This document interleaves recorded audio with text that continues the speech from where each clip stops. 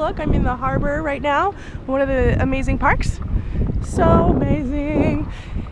It's gorgeous here. So today I have a topic for you that is so important because it comes up a lot for me, and I actually get a lot of emails from people who are telling me that it's very important for them and it's a topic that needs to be discussed.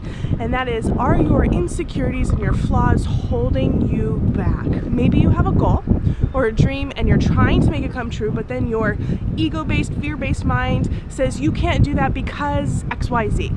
A good example of this is actually in my own life. I happen to be a very bad speller. I haven't been diagnosed with dyslexia, but it is a form of that, and I grew up taking extra tutoring classes. It was always the toughest subject for me, and I'm sharing this open and honestly because the reality is, when I first left corporate, I could have easily said, Shannon, you can't spell. How in the world do you think you're going to be an author and write books? And that voice did come up, but I pushed through it. And so here I am standing today, travel writing in this beautiful city and also living my dream life, sharing with you what's important, and that is following your heart despite your insecurities and your flaws. And so instead of having that voice say, Shannon, you can't do it, you're not good enough, I ended up taking steps forward and manifested my life because the flaw didn't have to stop us. So think about if there's an insecurity or flaw that you have in your own life and you're letting it stop you. Now here's the thing, we have stories in our minds that we can say, and the stories can either hurt us or help us. So I decided, instead of saying, Shannon, you can't spell, you're a horrible speller, how dare you think you can be a writer, I decided to take the opposite and say, I'm gonna become a best-selling author.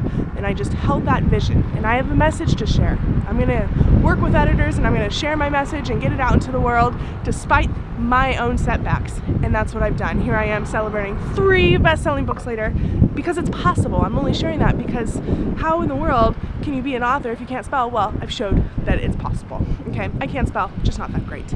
So what is the insecurity and the flaw that is holding you back? That's what we're talking about today. So 3 quick steps for you. Number 1, see the fear, of course, and do it anyway. We've heard this, it's a very famous quote, but if there is a fear that's stopping you, I looked my spelling straight in the eye and I did it anyways. And the more action you take, the more confident you become. And in this confidence, you start to build up self-esteem and self-awareness, and everything becomes more joyful for you. And the insecurity falls away. I no longer worry about my spelling at all. I don't even think about it. Every once in a while words slip through, but I've improved and I've done better, but it's not an issue anymore because I'm so focused on my goal, which is to share my message through my writing. So for you, focus on your goal, okay?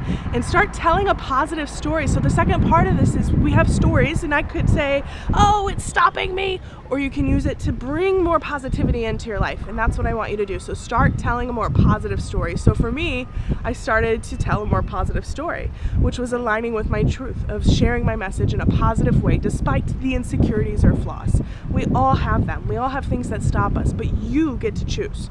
Do you want it to stop you or propel you forward? And I know you want to propel forward with your life. So an insecurity is only a flaw if we allow it to stop us. Otherwise, it can be a motivation for us to keep going and prove that we can do it and prove to the world that our dreams are totally possible. That's what I want you to do.